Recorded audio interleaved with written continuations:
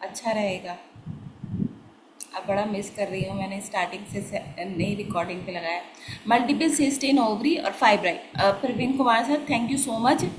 Uterus में fibroid होता है और जो दोनों ओवरी होते हैं वहाँ पे सिस्ट होता है। ठीक है, कोई बड़ा छोटा मल्टीपल किसी भी तरह से। अब मुझे थोड़ा सा जल्दी से बता दीजिए, फाइब्रॉइड एक ग्रोथ है ना दोनों। फाइब्रॉइड किस तरह का है और सिस्ट किस तरह का है, यानी इन दोनों में डिफरेंस क्या है?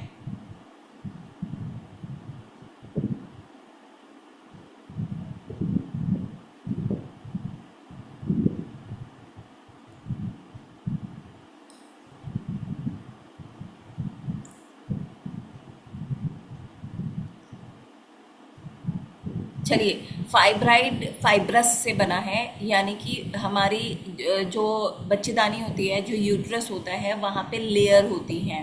और लेयर हम थोड़ा सा आज और ज़्यादा जानेंगे कि लेयर का क्या काम है। हर महीने वो बनती है और फिर हर महीने शेड ऑफ होती है, यानी झड़ जाती है, गिर जाती है।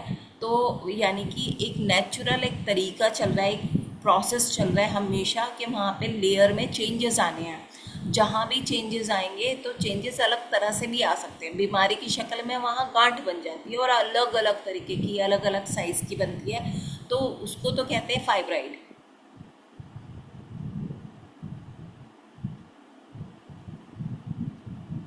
ये बहुत ही एक सही आंसर है अमित सर, लेकिन ये एक पर्टिकुलर टाइप की सिस्ट जो होती है उसमें होता है।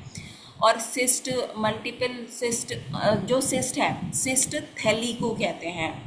वो जो है फाइब्राइड, वो गांठ होती है, ठीक है, ठोस गांठ। और सिस्ट जो होती है वो थैली होती है जिसमें कुछ भरा होता है। सिस्ट जब भी जहाँ भी आपको वहाँ जो भी रिपोर्ट है वहाँ पे आए, तो आपको ये समझना है कि एक थैली है, एक कवरिंग है, उसके अंदर कुछ भरा हुआ है। तो कभी पानी भरा होता है, क्लियर सिस्ट, कभी कॉम्प्लेक्स सिस्ट, यानी उसमें कुछ भी और ग्रोथ ग्रोथ हर बार हो रही है, कभी हैमरेजिक सिस्ट, यानी कि उसमें ब्लड भरा होता है, कभी एक कॉम्प्लेक्स में ना पस वस भरा होता है, ऐसे। तो हमें ये याद रखना है। और उसका मतलब, अच्छा थोड़ा सा और क्लियर कर लेते हैं। ओवरी में हर महीने ये काम होना होता है जब हम सिस्ट फ्लूइड की फॉर्म में होता है। Thank you ma'am, thank you so much Bushra ma'am. जब जब मैं उसको इसको ना क्वेश्चन बना के पूछना चाह रही थी, चलो इस पर वापस आ जाएंगे। आप मेनोपॉज बहुत ज़्यादा सुनते होंगे, क्या होता है थोड़ा सा डिफाइन कीजिए मेनोपॉज। एक भी आंसर आ जाएगा तो हम सबको पता चल जाएगा। Praveen Kumar sir, thank you so much. Carcinogenic भी हो सकती है ये, चेंजेस आ सकते हैं इसमें। Thank you so much. जो मेनोपॉज आपने सुना होगा वो क्या होता है?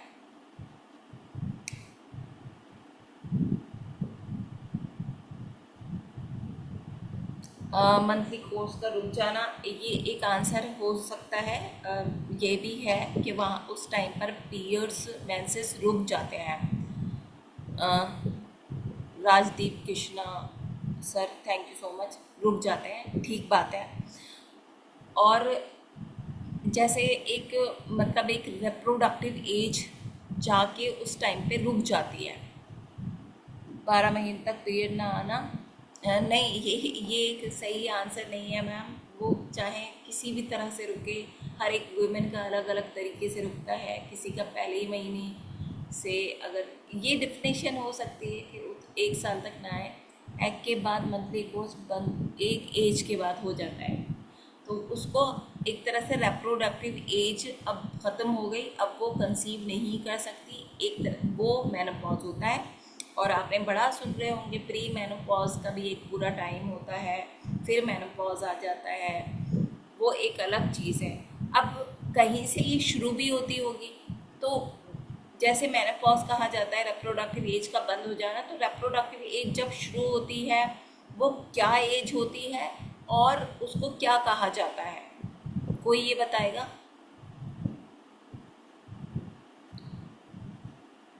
जैसे लोग कहते हैं मैं मेनोपॉज में आ गई हूँ, और वो मेनोपॉज में इसलिए उसको ये डिजीज़ हो रही है। तो कब शुरू, रिप्रोडक्टिव एज कब शुरू होती है, वो कौन सी एज होती है, एवरेज एज होती होगी, कुछ टाइम होता होगा। नहीं नहीं, मैं मेरा क्वेश्चन सही से समझिए। जब रिप्रोडक्टिव एज शुरू होती है 16 ईयर्स। ओके, कोई और आंसर? प्रवीण कुमार सर का 16 ईयर्स आया। मैं अब menopause 13 to 15। Shivangi ma'am thank you so much. मैं ये और बहुत टिपिकल क्वेश्चन है, लेकिन मैंने कई बार लिया है वो टर्म, अगर कोई ध्यान से सुनता हो। 13 से 50 पूरा रिप्रोडक्टिव टाइम होता है। Thank you so much ma'am. Ranjit sir ने 16 साल लिखा है। ठीक है, ये आपने बहुत अच्छे सारे आंसर दिए। 11 से 15 साल जो होती है वो एक, अब ये टर्म कहीं ना कहीं आ सकता है, आया भी था हमारे सामने। एक जो मेडिकल फील्ड से होते हैं और जब आप उनको समझा रहे होते हैं तो कुछ ना कुछ ऐसा वो बोलते हैं। तो हम जैसे कल हमारे तिवारी सर ने कहा, इतनी नॉलेज ही बहुत है, इसी से हम खेल खेल जाएंगे। लेकिन अगर हम थोड़ा सा और भी सीख जाएं तो जब हम लोगों के सामने बैठे होंगे उनको और भी ज़्यादा कन्विंस कर पाएंगे। तो उसको एज ऑफ मेनार्की कहते हैं। मेनार्क जब पीरियड्स शुरू होते हैं, जब से एक जो फीमेल है वो इस लायक हो जाती है कि वो कंसीव कर सकती है। हमारी इंडिया में जो एज बताई गई है शादी की वो 18 बताई गई है। उसके बहुत बड़े रीजंस हैं कि वो पूरी मीन्स अब वो बेबी को कंसीव कर सकती है, हेल्दी बॉडी बन चुकी है। लेकिन एज ऑफ मेनार्की 11, 13, 14, 15 इस तरह की एज में हो जाती है। तो मेनार्की से लेके मेनोपॉज तक क्या चेंजेस होते हैं फीमेल में, मीन्स हर महीने पीरियड्स होता है। तो वहाँ पे मतलब जब हमने ये पढ़ा था, इतना टिपिकल सब्जेक्ट था ये, इतना ज़्यादा कि उसको कई बार बहुत ज़्यादा पढ़ने से समझ में आया था ये सारे टॉपिक। जो मैंसुरेशन का पूरा साइकिल होता है, कितने दिन कौन से हार्मोन निकलते हैं, ये ओवरी में क्या चेंजेस आते हैं, वहाँ कौन से किस दिन कितने हार्मोन होते हैं, ये बहुत टिपिकल है। लेकिन थोड़ा सा हम ज़रूर समझेंगे। हर महीने आपको इतना समझ में आता ही है कि पीरियड्स आता है कि मैंसुरेशन साइकिल कहते हैं उसको, किस दिन से किस दिन तक शुरू होता है वो, मतलब रहता है पूरा cycle.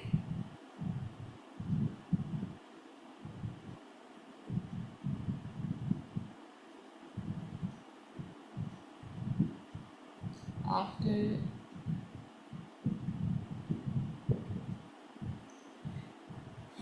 Brijesh Kumar sir thank you so much. जो पूरा साइकिल होता है वो 28 से 30 डेज़ का ही होता है। और जिस दिन पीरियड शुरू होता है उस दिन से अगले महीने का जो पीरियड शुरू होता है उस दिन तक जो डे होते हैं सारे, उसको मेंस्ट्रुअल साइकिल कहते हैं। और ये 28 से लेके 35 तक अगर है तो वो नॉर्मल है, ठीक है। और अगर किसी फीमेल का हार्मोनल चेंजेस होते हैं, ओवुलेशन से स्टार्ट होता है। Ma'am thank you so much. लेकिन थोड़ा सा और इसको क्लियर कर लेंगे। जैसे 28 से 35 दिन तक नॉर्मल है, लेकिन कोई एक फीमेल है, कोई एक लड़की है जो कि उसको 22 दिन पे ही आ जाता है, हमेशा हमेशा 22 दिन पे ही आता है, तो उसकी इंडिविजुअलिटी की वजह से उसको नॉर्मल माना जाएगा। ये नहीं कहा जाएगा नहीं 28 दिन बाद ही आना चाहिए। किसी को 40 दिन पर ही आता है हमेशा, 40 से 39, 41 होता रहे तो उसके लिए वो नॉर्मल है। लेकिन एक एवरेज जो है वो 28 से 30 है। Thank you so much ma'am. Madhubala ma'am आपने लिखा है। और सोनिया मैम आपने बहुत अच्छा बताया, ओवुलेशन से स्टार्ट होता है लेकिन ये नहीं है, ओवुलेशन इसके बिल्कुल बीच में आता है। ओवुलेशन को प्लीज़ एक लाइन में कोई डिफाइन कर सकता है तो मुझे बहुत अच्छा लगेगा। ओवुलेशन क्या है?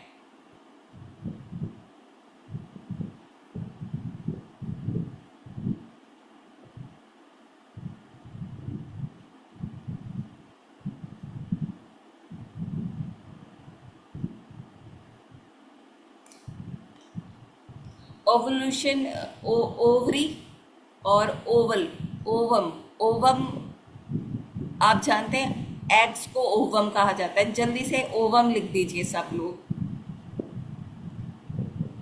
एग्स जो होते हैं, जो हर एक महीने बनता है एक एग, ओवम ओवम लिखते जाइए।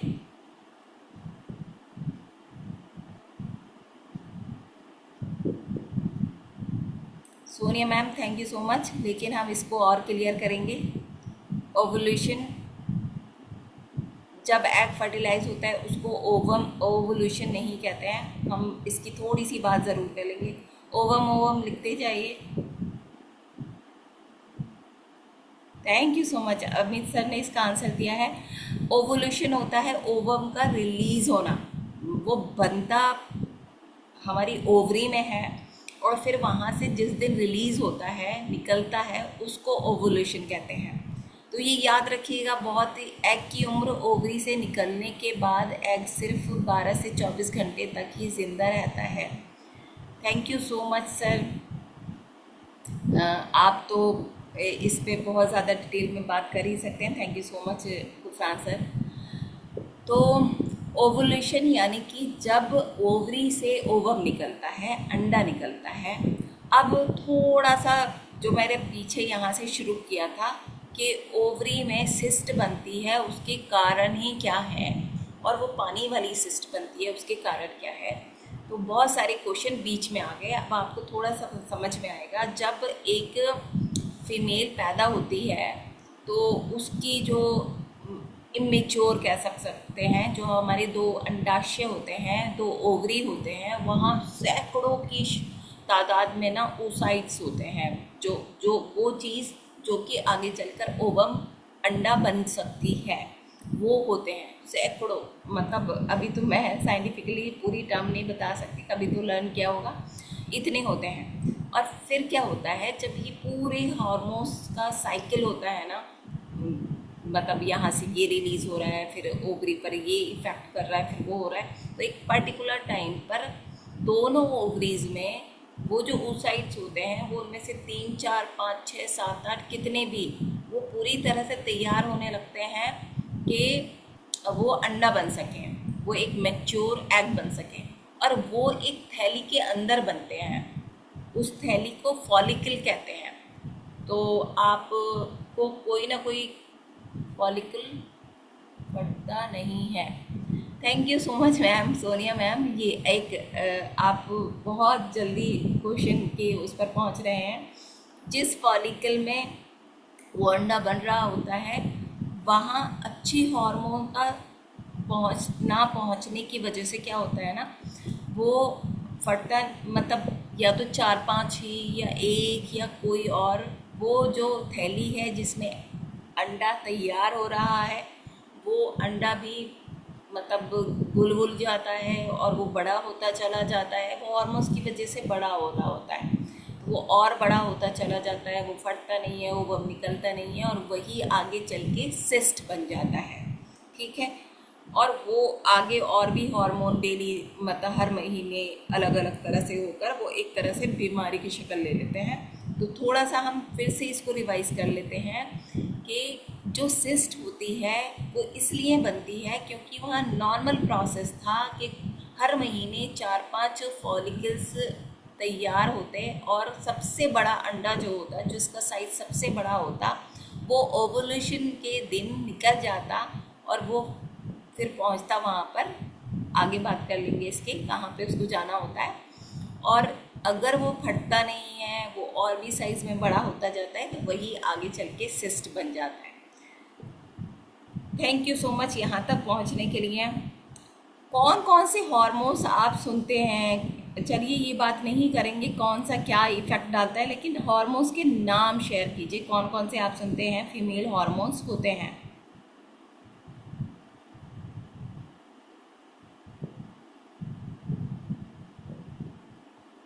शोभित Rana sir thank you so much. Amit sir FSH thank you so much. LH FSH आगे और भी हैं हार्मोन। TSH भी Praveen Kumar sir thank you so much. ये भी एक फीमेल में बहुत मतलब डिस्टर्ब और एक्टिव रहता है हार्मोन।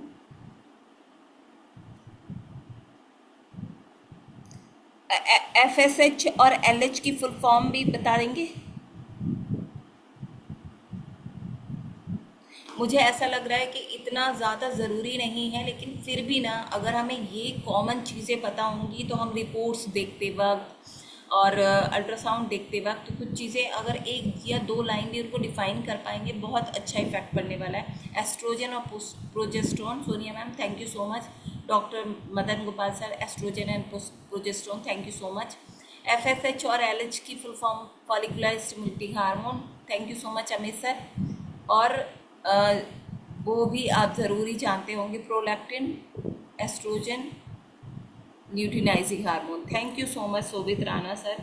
ये हमारे 2 हार्मोन होते हैं, मतलब 4 ये मेन हार्मोन होते हैं और 1-2 और रेयर भी है, तो कोई नहीं, इतना पता होगा, हम बहुत अच्छा कर रहे होंगे। अच्छा, PCOD की बात यहाँ पर हुई थी, इतना बहुत है PCOD में, सिस्ट अलग अलग तरह के बन जाते हैं, कहाँ से उसका ओरिजिन होता है ये हमने जान लिया। एक आप सुनते हैं, अभी लिखा भी गया था यहाँ पर, पिकॉस, पिकॉस क्या होता है? अमित सर आपने तो आंसर दिया ही था, अभी मैं चाहूँगी कोई और उसको पूरा मतलब लिख दे नाम को, पिकॉस क्या होता है?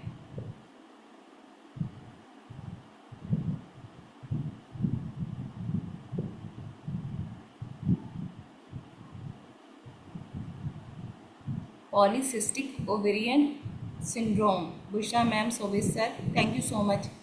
अच्छा, सिस्ट, वो जो सिस्ट था पॉलीसिस्टिक ओवेरियन डिजीज़, वो तो हमने थोड़ा सा समझ लिया। पॉलीसिस्टिक ओवेरियन सिंड्रोम में क्या क्या होता है, मतलब इन दोनों में डिफरेंस क्या है फिर?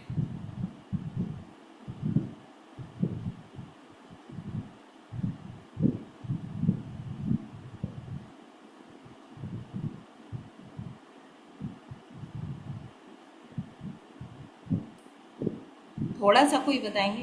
इन्फ्लामेशन, अमेजिंग आंसर, इन्फ्लामेशन होता है उसमें।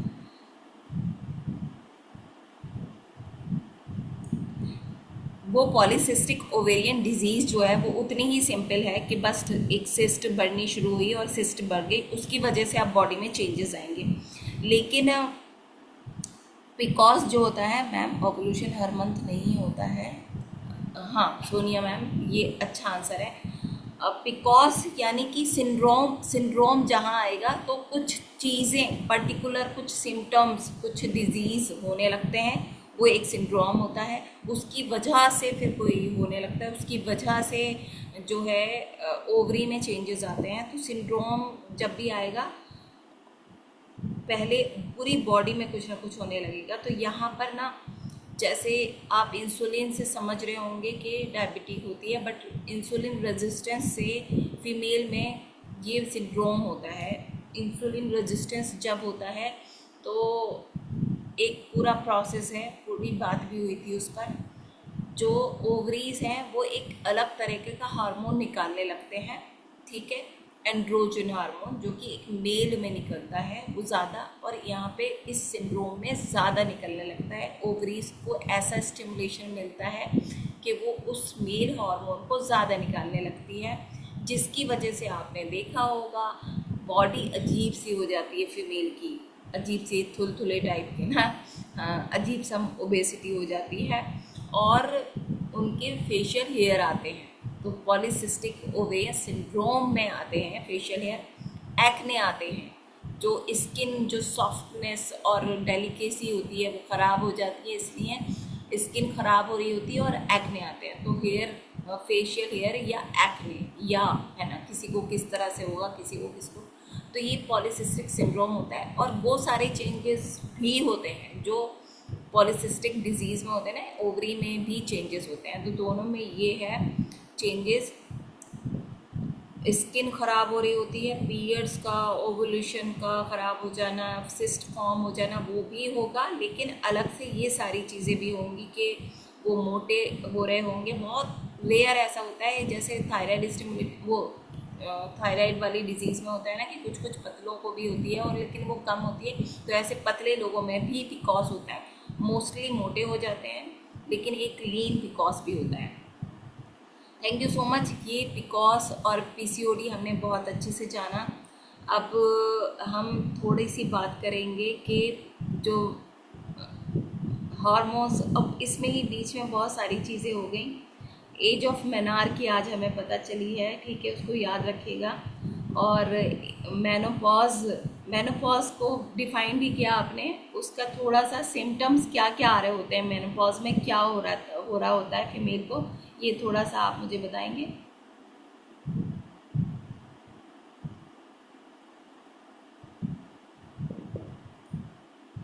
मेनोपॉज में क्या क्या लगने लगता है, वो नेचुरल प्रोसेस है।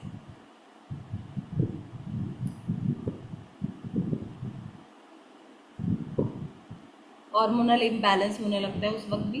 Amazing.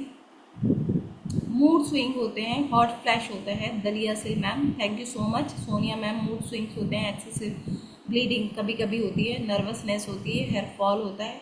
Thank you so much, बहुत अच्छा आंसर है। ब्रेन फॉग होता है। ओबेसिटी भी होती है। White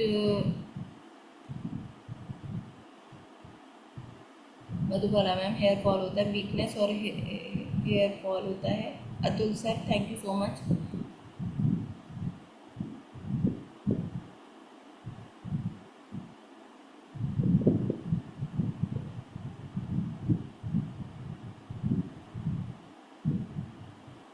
thank you so much. वो बंद होने लगता है और अलग अलग तरीके से बंद होता है, ठीक है। किसी का एकदम बंद हो जाता है, किसी को बहुत ज़्यादा ब्लीडिंग आती है, किसी को धीरे धीरे हर वक्त आती रहती है। अलग अलग तरीके, जैसे हो रहा है ना, कोई चीज़ ख़त्म हो रही है तो वो किसी भी तरह से ख़त्म हो सकती है। ड्राइनेस हो जाती है, Shivani ma'am, thank you so much. चिड़चिड़ापन हो जाता है, थैंक यू सो मच। हाँ हाँ हाँ, उस एज के लिए कहा भी जाता है फीमेल को। तो ये मेनोपॉज भी हमने जान लिया। वेट गेन होता है, अनिद्रा हो जाती है, थैंक यू सो मच। अब यूटीआई के बारे में हमने बहुत कुछ, जो दिल्ली में कल लोग थे, बहुत अच्छा, ऐसे होता है ना, कोई कहता है बढ़िया खेले है ना, एक मूवी वाला डायलॉग, फिल्मी वाला डायलॉग, आप सब बढ़िया खेले। तो बहुत अच्छा लग रहा था जब तिवारी सर हम सबको देख रहे थे, और हम बहुत सारे क्वेश्चन आंसर राउंड में अच्छे अच्छे आंसर सब ने दिए, थैंक यू सो मच। तो यूटीआई हम कई बार उसका फुल फॉर्म समझ चुके हैं। यूरिनरी ट्रैक्ट होता है, उसमें कौन कौन से ऑर्गन आते हैं यूरिनरी ट्रैक्ट में?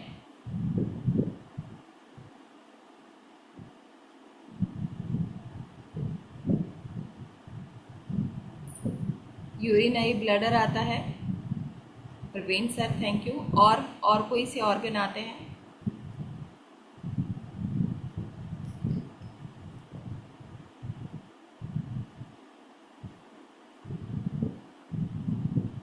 और कोई से ऑर्गन आते हैं? यूरेटर आता है, Shivani ma'am, thank you so much.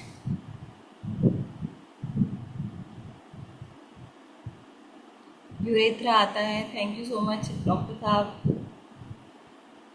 तो ये यूरिनरी ट्रैक्ट में आता है। हाँ, हम इसको अच्छी तरह जानते हैं कि कई बार बात हो चुकी है, फीमेल में ज़्यादा क्यों होता है यूटीआई। मेल के अकॉर्डिंग फीमेल में बहुत ज़्यादा जल्दी हो जाता है, ज़्यादा हो जाता है, उसकी क्या वजह होती है?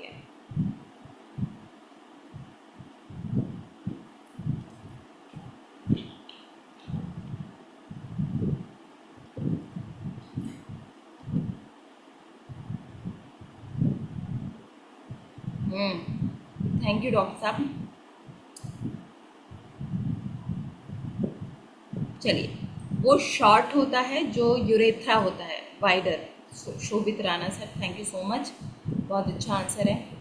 और ब्रॉड होता है और छोटा होता है, ठीक है। इसलिए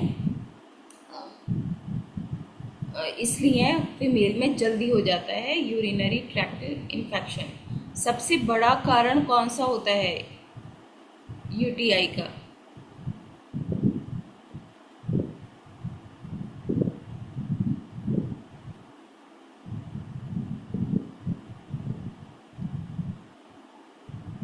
सबसे बड़ा हाइजीन, सबसे बड़ा कारण, और कोई बताएगा सबसे बड़ा कारण कौन सा होता है?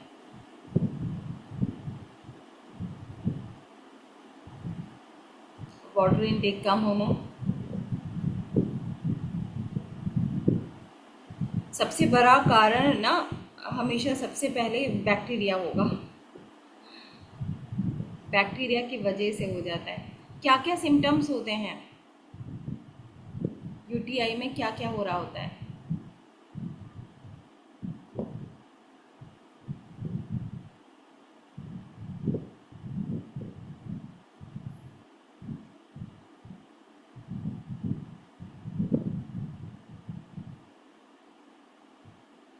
सेंसेशन होता है बट यूरिन कम आता है, ये भी एक सिम्टम होता है। इन्फेक्शन हो जाता है। और क्या हो रहा होता है भाई, फीमेल आपसे बात करेगी तो बहुत सारे तो आज करें मुझे यूटीआई बार बार होता है, लेकिन आप और पूछ लीजिए आपको कैसा क्या क्या लगता है उसमें, या आप कहेंगे ये होता है क्या, ये होता है क्या, ये होता है क्या, तो क्या बढ़िया बात रहेगी ना। इरिटेशन होता है, बर्निंग होती है, फीवर भी हो जाता है। Amit sir thank you so much. Soni ma'am infection और रीचिंग होती है, thank you so much ma'am. Pus बनना, अभी पस बनने पर नहीं जाते हैं। शुरू में देखिए जलन होगी, फ्रिक्वेंटली यूरिन आता है, Bushra ma'am thank you so much. बार बार पेशाब आएगा, सब ने यही आंसर दिए। थोड़ा थोड़ा करके आएगा, ऐसा लगेगा आ रहा है फिर आएगा नहीं, येलोइश हो जाएगा, बदबूदार भी होता है। और फीवर जो बताया गया आप सब ने ही बताया, स्किन सेंसिटिव हो जाती है, ठीक है, ईचिंग भी होती है ना, इसलिए आप सेंसिटिव, बदबूदार जैसा भी आता है। और पेट में या नीचे थोड़ा दर्द रहता है, थाइस में भी किसी किसी के दर्द होता है, और उसको लगता नहीं है फीवर आ रहा है, और अंदर पूरी जकड़न टाइप की होती है। थैंक यू सो मच, आपने यूटीआई पर भी बड़े अच्छे आंसर दिए हैं। और अब हम थोड़ी सी बात करते हैं, इनफर्टिलिटी क्या होता है।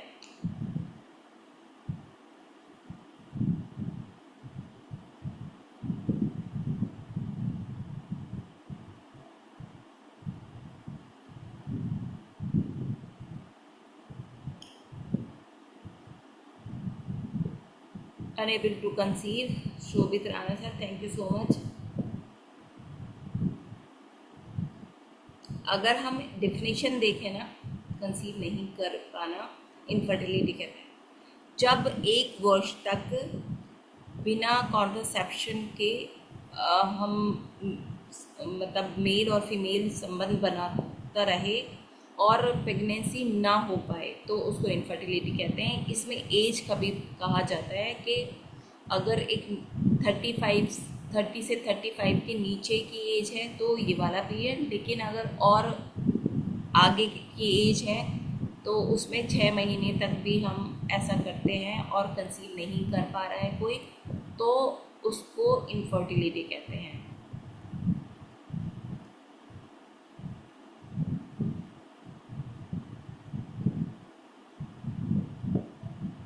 अभी हमने बहुत कुछ जाना है पूरे प्रोसेस के बारे में, तो प्रेगनेंसी होती कैसे है, क्या प्रोसेस है, मीन्स ऐसे तो अलग अलग तरह से डिफाइन कर सकते हैं, लेकिन फीमेल में क्या क्या चेंजेस आते हैं, शुरू से ही क्या हो रहा था वहाँ पे, तो पूरा अभी फिर से रिकॉल कर लेते हैं कि एग फॉर्म होता है हर महीने, एग फॉर्म होना, फिर क्या क्या होगा फीमेल में,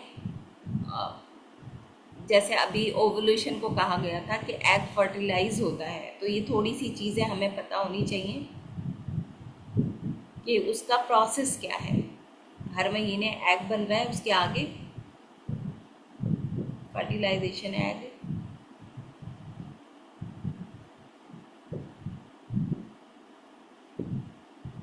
एग और स्पर्म का मिलना।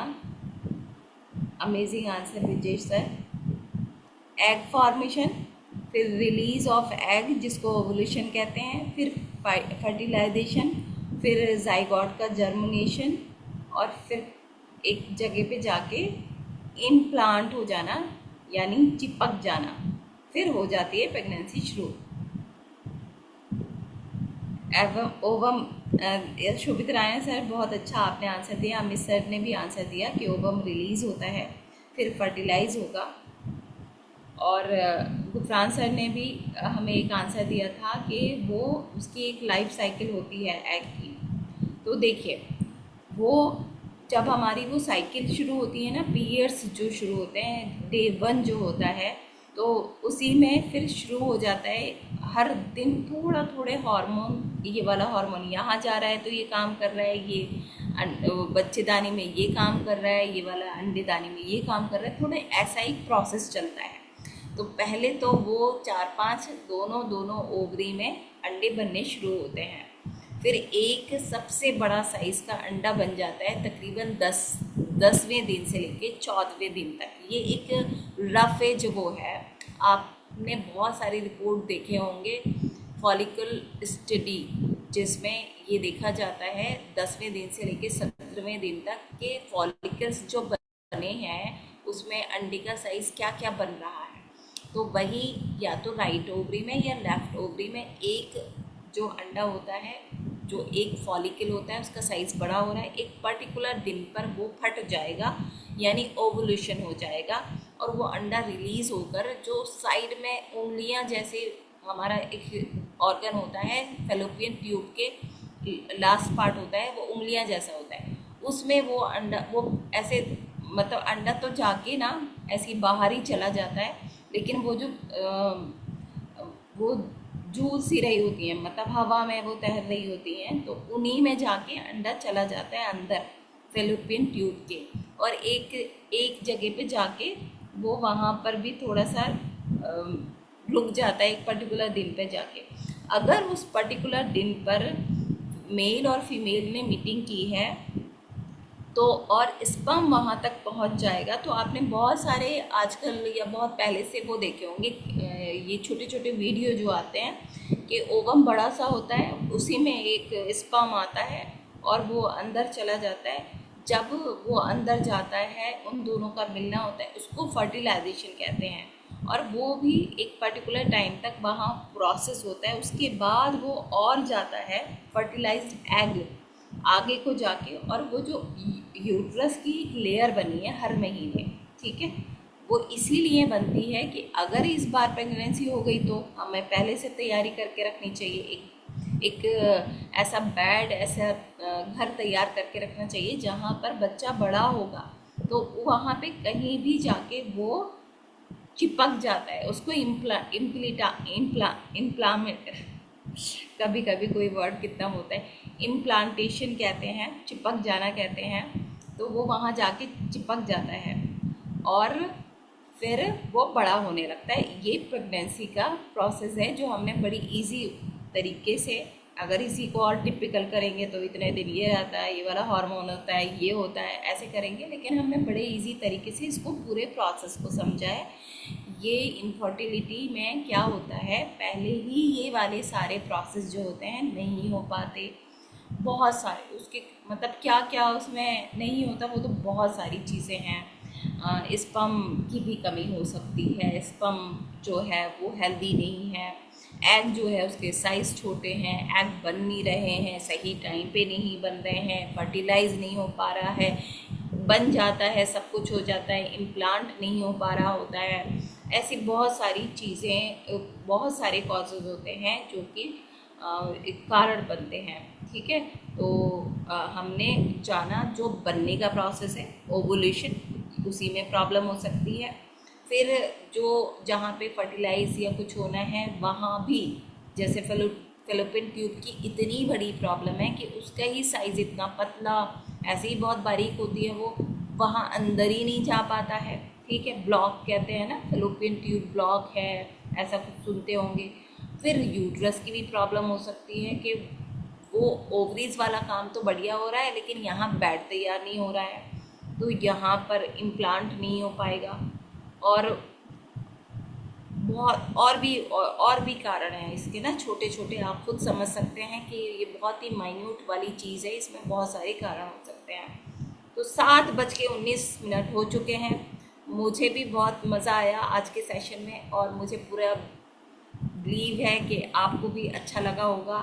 ये सेशन टफ लगा है, इजी लगा है, इससे कुछ नया सीखने मिला है, प्लीज़ 2-2 वर्ड या एक लाइन ज़रूर लिख दीजिए, जिससे हम अपनी जो हम कह सकते हैं कि आगे को क्वालिटी चेंज करेंगे।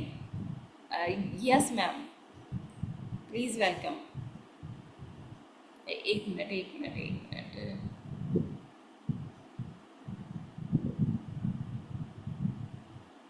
सोनिया मैम। यस नमस्ते मैम। नीचे। नमस्ते नेचर मैम।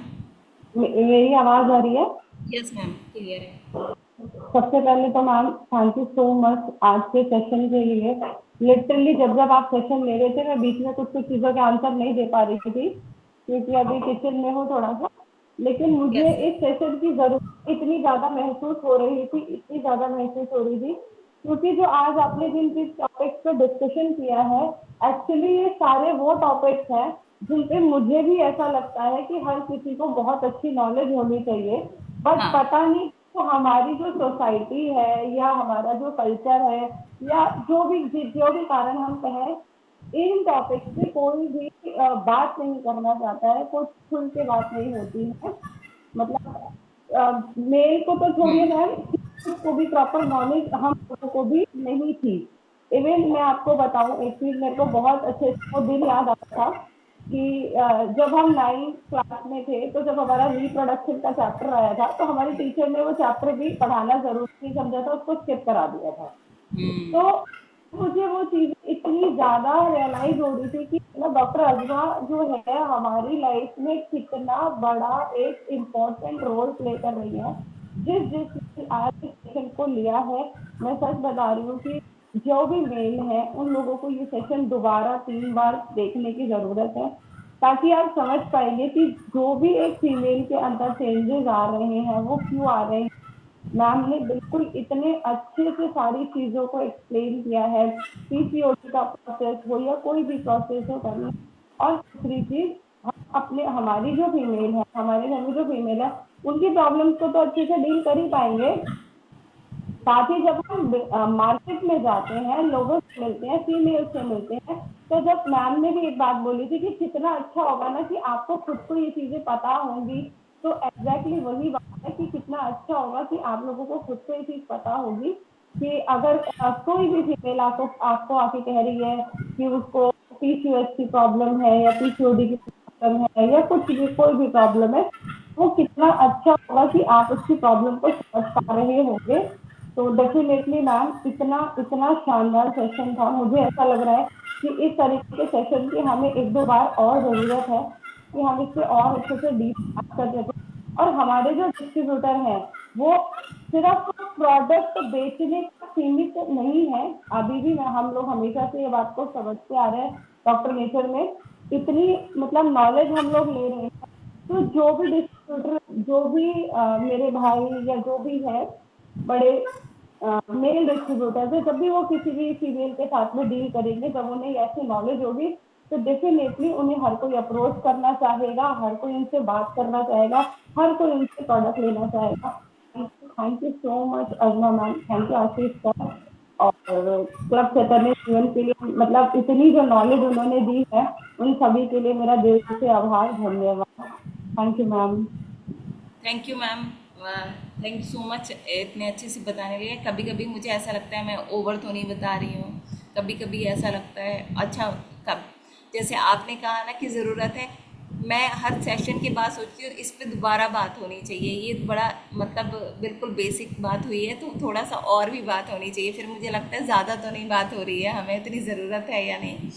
लेकिन जितनी भी नॉलेज हो जाएगी, और अगर कोई ऐसा रेयर नॉलेज आपको मिल गई है और सामने जब आपके क्लाइंट आया है और कोई कोई क्लाइंट ऐसा है कि वो थोड़ा ज़्यादा जानता है, जब आप उसके सामने बोल रहे होगे तो ये मेहनत ऐसे है जैसे ये मेहनत साकार हो जाएगी। Thank you so much ma'am. Hemant sir. नमस्ते नेचर मैम, नमस्ते नेचर ऑल ऑफ यू। जैसा कि अभी मैं इस ट्रेनिंग्स को ले रहा था, कल मैंने एक प्रेजेंटेशन की थी, वहाँ पे 25 लेडीज होगी। और जब मैंने अजमा मैम की जो ट्रेनिंग्स के जो नोट्स बने थे उनका मैं प्रिपरेशन करके 2 दिन से मैं प्रिपरेशन करके जब मैं कल उन लोगों के बीच में प्रेजेंट हुआ, तो मैंने वहाँ पे एक समय था कि फेमिकल सिरप को कोई महिला मतलब कि ले नहीं पा रही थी।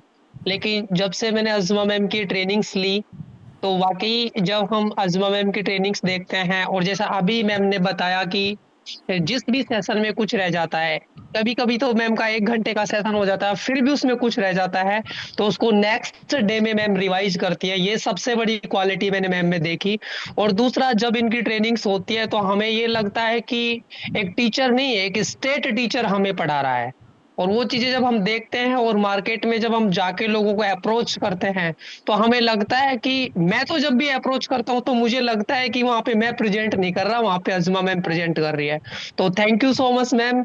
और thank you so much club Chaitanya Jeevan को ऑर्गेनाइज करने के लिए, श्रीकांत सर का और आशीष यादव सर का, कि जिन्होंने हमें एक अच्छा प्लेटफॉर्म रनिंग करके दिया, जिससे आज हम लोगों को अप्रोच कर रहे हैं। तो हमें लगता है कि वहां पे हम नहीं, वहां पे हमारे सीनियर्स जो मेंटोर हैं, आशीष सर हैं, श्रीकांत सर हैं, अजमा मैम है, वहां पे हम नहीं, वो लोग ही बोल रहे हैं। Thank you so much. नमस्ते नेचर, नमस्ते भारत। नमस्ते नेचर सर।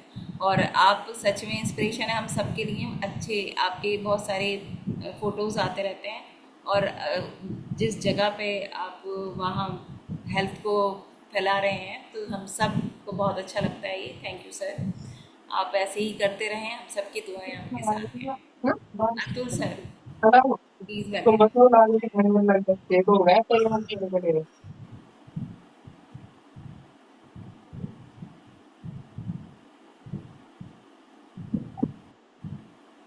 Yes sir. सभी को नमस्ते नेचर। और मैम, आज का जो सेशन था वह उसी के बाद, क्योंकि ये सेशन मेल के लिए भी उतना ही इम्पोर्टेंट है जितना एक फीमेल के लिए होता है। क्योंकि जब हम मैम, जब हम अपना कैंप करते हैं या कोई कैनोपी लगाते हैं तो वहाँ फीमेल भी आती हैं। तो उसके बारे में जब हम बात करते हैं तो बहुत से चीजों को हम नहीं बताते थे। लेकिन जब से मैंने आपसे मुलाकात करी, आपसे बातचीत करी और आपके सेशन लेने शुरू किए, आशीष सर के और श्रीकांत सर के, तो मुझे भी कई चीजों की नई जानकारी मिलती है।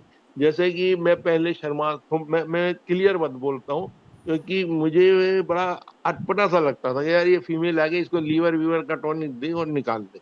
और अब अब ये हो गया कि आपके सेशन को देख के मैंने खुद, जो हमारे आयुर्वेद में स्त्री के ऊपर जो हमारा किताबें हैं वो पढ़नी शुरू करी है। क्योंकि जब तक हमको इस चीज की नॉलेज नहीं होगी ना मेल्स को, तो हम कैसे, आप ठीक है, आप फीमेल है, फीमेल सारी समझ जाती हैं, लेकिन एक मेल के लिए भी जरूरी है कि अगर यदि लेडी पेशेंट आती है तो हम उसको किस तरीके से अवॉइड करते हैं। और आपके सेशन से ये देख सुनने का और देखने का बहुत ही अच्छा एक प्लेटफॉर्म मिला है मेरे को। थैंक यू मैम, आपने मुझे मौका दिया। मैं यहीं इस अपनी वाणी को विराम देता हूँ। Thank you sir, thank you so much. Yes sir, Brijesh sir, please welcome. Namaste nature everyone, और special thanks to Ajma ma'am for this wonderful and knowledgeable session। क्योंकि सेशन तो वैसे ये फेमिकल पे था, लेकिन मुझे लगा कि उससे भी बेहतरीन सेशन हम लोग कर पाए ये क्वेश्चन आंसर का।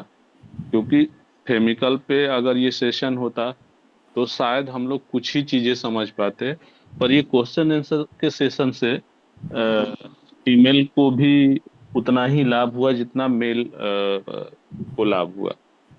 तो मैं चाहूंगा कि इस तरह के सेशंस लगातार इंटरवल पे होते रहें, सो दैट कि हम सबको थोड़ी सी अच्छी नॉलेज मिले। क्योंकि नॉलेज ऐसी चीज है, हम जितना अच्छा सीखते हैं उतना ही अच्छा डिलीवर कर पाते हैं।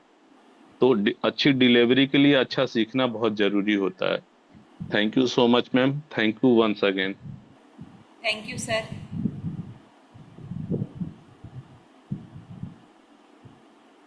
दलिया Sil ma'am. Yes. Yes, good morning, ma'am. Thank you so much for valuable question. तो मैम एक बार मुझे पूछना है, क्योंकि मैं 3-4 दिन ही हुई हूँ, मैं एक्चुअली मैं जो ज्वाइन की हूँ, तो इसलिए मैं बिल्कुल ही न्यू हूँ। तो आज जो बोले हैं ना सर मैम, जो फेविकल सिरप केमिकल, तो किस किस केस में हम लोग दे सकते हैं? फेमिकल सिरप हाँ आपके लिए हाँ तो बहुत इम्पोर्टेंट सेशन वो होता। बहुत अच्छा आपने पूछा भी है और बहुत अच्छा आपका साथी रहेगा फेमिकल सिरप। जो हाँ फीमेल्स होते हैं उनकी हम्म आज हमने बहुत सारी प्रॉब्लम्स जानी है। तो हम्म फेमिकल्प काम क्या कर रहा है, जो फीमेल हार्मोन्स होते हैं, हम ज़्यादा अंदर हम्म नहीं गए कि कब कौन सा हार्मोन होता है, वो हार्मोन कहाँ पे क्या काम करता है, ये सब। लेकिन जो हम्म फीमेल हार्मोन्स होते हैं उसका मोस्टली काम क्या होते हैं, अंडे को बनवाना, अंडे को अच्छे से रिलीज करवाना, और फिर अच्छा उसकी वजह से सही टाइम पर सही से पीरियड होना। आज ये या तो उसको दर्द होता है ना, पीएमएस हम्म कहते हैं, तो उसमें हाँ एक हाँ सिम्टम होता है कि हम्म दर्द हो रहा है, या अच्छे हम्म से पीरियड नहीं हो रहा है, या ज़्यादा पीरियड हो रहा है, या टाइम से नहीं हो रहा है, या फिर थोड़ा थोड़ा हर वक्त होता रहता है, या होता ही नहीं है। ये सारे हमारे मेंस्ट्रुअल साइकिल के प्रॉब्लम्स या सिम्टम्स हमें दिखते हैं। तो हाँ हमें उससे आगे की ये क्या डिजीज़ होगी क्या नहीं होगी, अगर कुछ नहीं करना है ना ज़्यादा, तो हमें हम्म सिर्फ केमिकल उनको ये देकर कह कर देना है कि आप, अगर आप 5 लोग सामने हों, आप तो हम्म मेरे पास एक बैठे हो, लेकिन अगर हम्म 4 या 5 या 10 भी होते ना, तो उनकी हम्म बॉडी की वजह से उनका कोई पर्टिकुलर हार्मोन जो हो रहा होता वो डिस्टर्ब हो रहा होता। लेकिन हम्म ये सिरप क्या करेगा, कुछ दिन जब आपके अंदर जाएगा तो धीरे धीरे हार्मोन को रेगुलेट करेगा, ठीक करेगा, जिसकी हम्म वजह से आपकी प्रॉब्लम भी ठीक हो जाएगी। किसी हम्म को पीरियड ज़्यादा हो रहा है उसकी भी ठीक हो जाएगी, किसी को नहीं हो रहा है उसकी भी ठीक हो जाएगी, किसी हम्म को कम कम हो रहा है उसकी भी ठीक हो जाएगी। तो हमारा मेन काम है, ये एक हार्मोनल रेगुलेटर है, रेगुलेट करने वाला, बैलेंस करने वाला।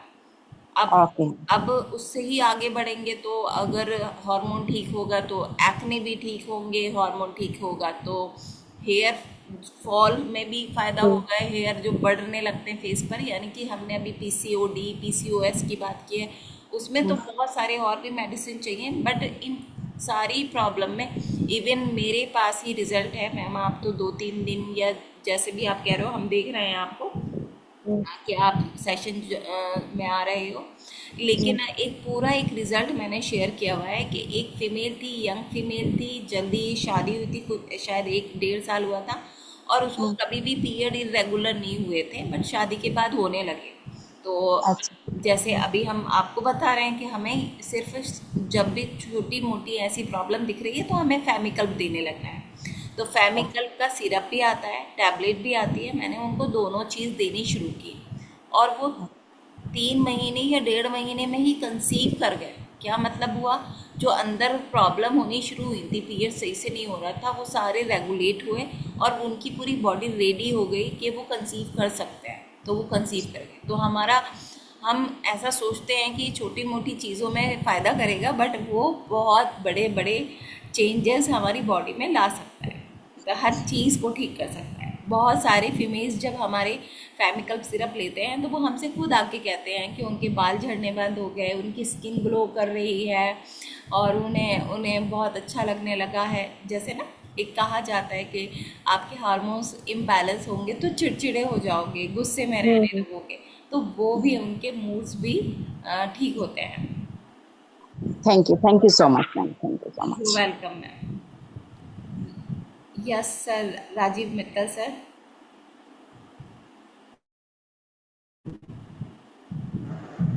नमस्ते मैडम। नमस्ते नमस्ते सर, नेचर। नमस्ते सर। नेचर। मैडम मैडम पूछना चाह रही हैं कि जैसे बच्चों को दिया जाए सिरप फेमिकल, वो खुद भी बिल्कुल लेती है सेम नाश्ते के है, बाद। सेम है।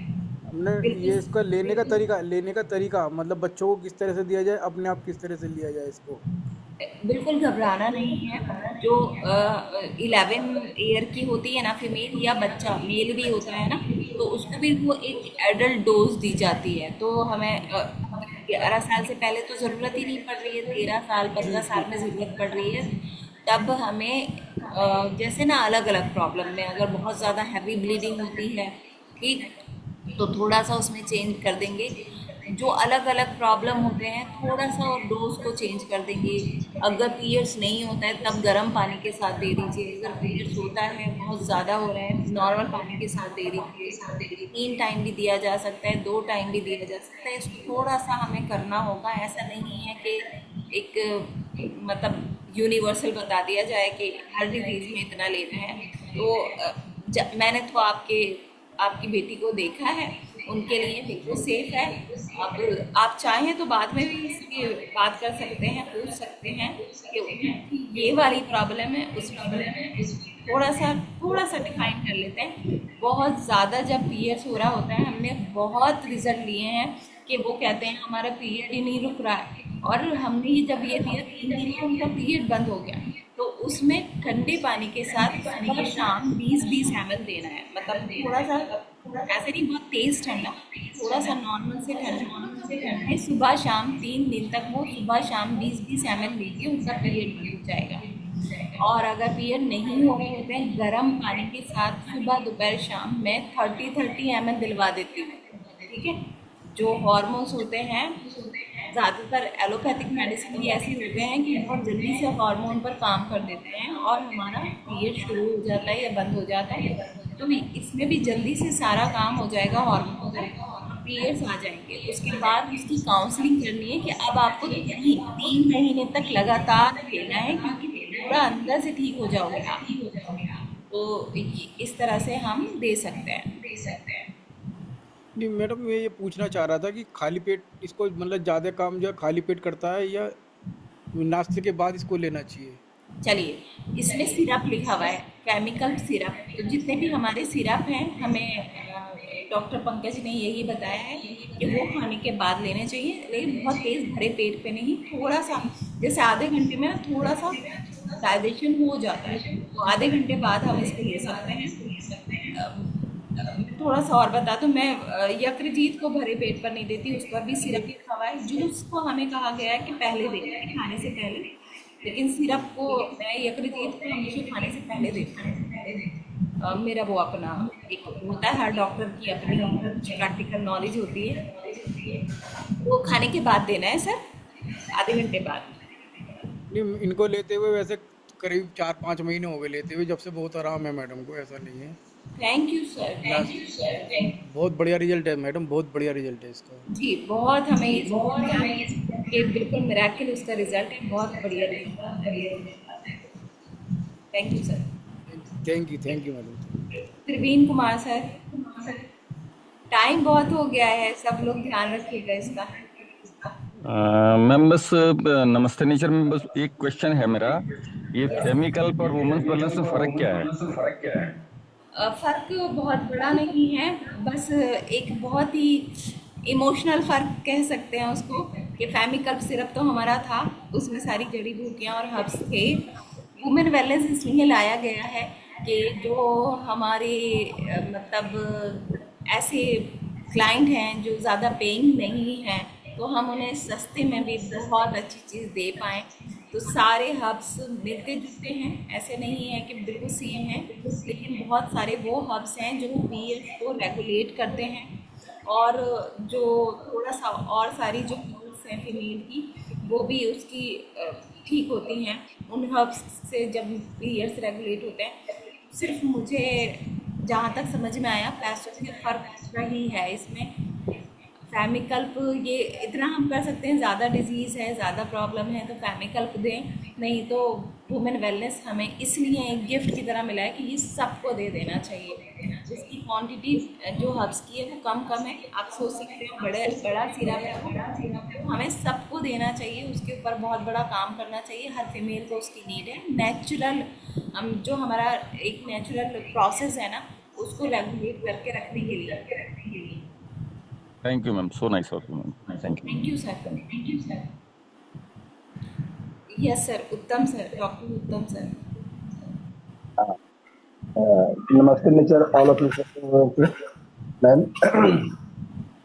ये हम तो थोड़ा लेट से ज्वाइन किए, तो बढ़िया आपका सेशन रहता ही है, इसमें कोई शक नहीं। और फेमिकल अच्छा है कि हेल्थ टॉनिक है फीमेल के लिए, जो सारा प्रॉब्लम को दूर करता है। लेकिन इसमें थोड़ा ऐड करेंगे ना कि कभी कभी लेडीज को पीरियड आने के बाद ब्रेस्ट में मतलब वो क्या वो कड़ापन हो जाता है, ऐसा देखने को मिलता है, या पेशेंट कंप्लेन करती है। तो जिस समय ब्रेस्ट में कड़ापन हो जाए समय अगर रिजल्ट नहीं मिल रहा है किसी लेडीज सिरप से या शॉट देने से, तो उसमें लीवर का सिरप जरूर दीजिए, क्योंकि लीवर में जैसे 5 एलिमेंट्स में हम लोग जैसे जानते हैं, ये लीवर का सिरप देने से वो रिजल्ट श्योर मिल जाएगा। तो कभी ऐसा हो तो लीवर का सिरप दीजिए। और लेडीज प्रॉब्लम में मान लीजिए कि केमिकल दे रहे हैं चाहे और कुछ दे रहे हैं, देने के बाद भी किसी पेशेंट को रिजल्ट नहीं आ पा रहा है, तो उनको वो किडनी से संबंधित क्वेश्चन, अलग थोड़ा सा हम बता रहे हैं, किडनी संबंधित क्वेश्चन कीजिए, कहीं उनका ईपीआई तो नहीं है, अगर मतलब टॉयलेट में कोई प्रॉब्लम तो नहीं है। उससे क्या है, जब फीमेल प्रॉब्लम में किसी तरह का मतलब मेडिसिन चलाने के बाद भी अगर रिजल्ट नहीं मिलता है, तो उनको किडनी सपोर्ट जरूर दीजिए, क्योंकि कोई साइड इफेक्ट तो है नहीं। और देखिएगा कि वैसे पेशेंट को लीवर का सिरप और किडनी सपोर्ट देने पे वो रिजल्ट आ जाएगा। Thank you. Thank you sir, thank you so much. ये सबको समझ में ही आया होगा कि अगर रिजल्ट नहीं आ रहा है तो हमें यकृत और किडनी सपोर्ट जूस देना चाहिए।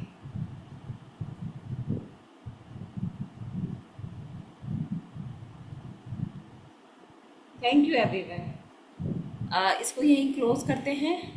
अभी हमारे सर भी बिज़ी हैं, तो कल मिलते हैं एक अच्छे सेशन के लिए। बहुत लंबा सेशन हो गया ये। Thank you everyone, thank you so much.